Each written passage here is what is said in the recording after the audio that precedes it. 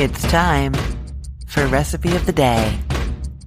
You know how you go in phases of making a certain recipe or cooking something a certain way, and you do it like that for like a month or two, and then you stop for some reason and you don't even remember that you did it, and then you're reminded of it again later and you're like, oh yeah, and then you start doing it again for a month or two. That is what happens to me with these air fryer baked eggs. I swear, I've been doing this for, well, probably since I got my air fryer however many years ago. That was at least 4 or 5 at this point, right?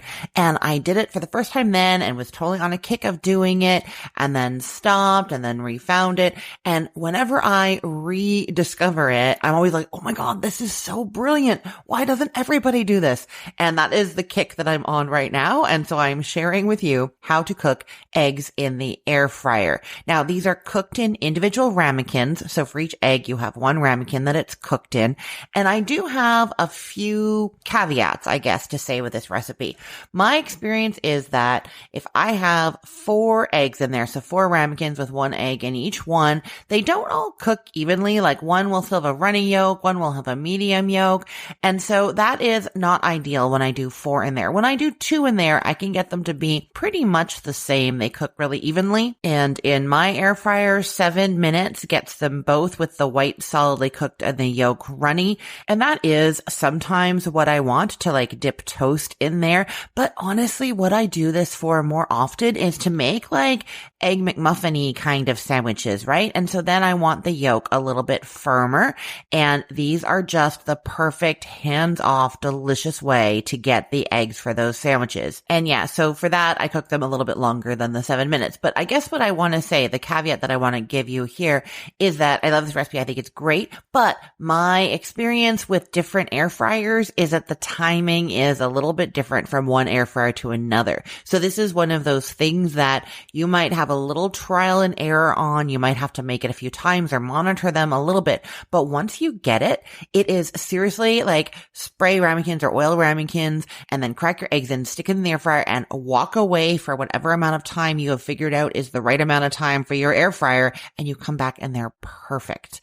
And like, I just love that. It's almost like, you know, cooking eggs in the microwave, which is also like pretty hands off, and you walk away and you come back and they're cooked. But those end up kind of like rubbery and dry and weird. These end up just beautiful, and they come right out of the ramekin easily for using in a sandwich, or like I said, if you do them a little bit less well done, they're great for dipping right in that ramekin. So it's just a great thing to know. I just want you to know ahead of time that there might just be a little hit and miss trying to get it right 3 or 4 times. Always edible eggs, always delicious, just maybe not the exact level of doneness that you're looking for. But once you get it, you're going to get it and you're going to love it as much as I do. I know it. Okay, so you don't preheat the air fryer first. Instead, you just get your little ceramic ramekins or glass ramekins. They're going to work here too. Anything that's heat safe, right? And you're going to spray the inside with cooking spray, or you can rub it with a little bit of margarine or butter, a little drizzle of olive oil in there and rub that around. That is all going to work. Then you crack 1 egg into each ramekin, and then you have some options. I often just leave them like that and just put them straight into the air fryer. Or there are a couple of things you can do. You can drizzle a teaspoon of milk or cream just sort of along where the whites are on the outside, and then just get a spoon and kind of swirl it a bit.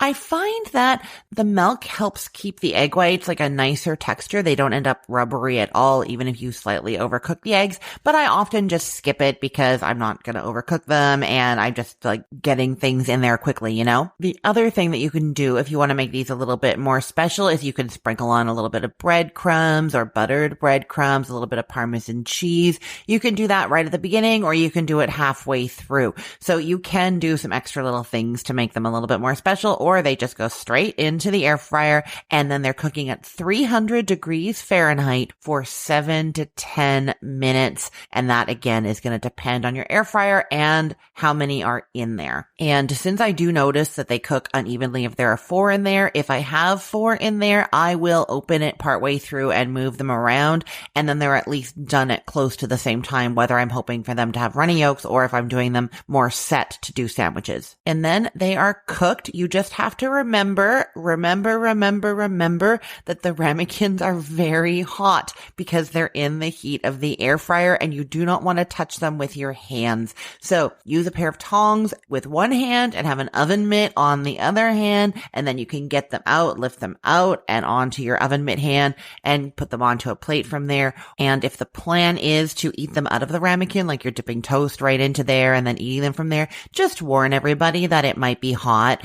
And if you are going to then scoop them out to transfer them for a sandwich or something instead, you just run a knife along the outside edge of the ramekin. They won't be stuck because you sprayed them, and then you just transfer them out of there. But remember, have your oven mitt on and they are hot. So that is all I will say there. A little salt, pepper, maybe a little bit of chopped chives would be good there, and you dig in. I will put the link to this recipe in the show notes for this podcast episode, or you can head to cookthestory.com/ROTD and get it there, or find it in our Facebook group, facebook.com/groups/recipeotd. And hey, just a quick note. I'm on a recording hiatus right now, so for the next little while, I'm replaying episodes from the archives, including this one. If you heard me mention a holiday, a season, or something going on in my life that seemed a bit off, that's why. Thanks so much for listening, and I hope you're enjoying these older episodes. I am Christine Pittman from cookthestory.com, thecookful.com, cookfor2.us, and from this podcast, Recipe of the Day. I hope you have a great day. Let's get cooking.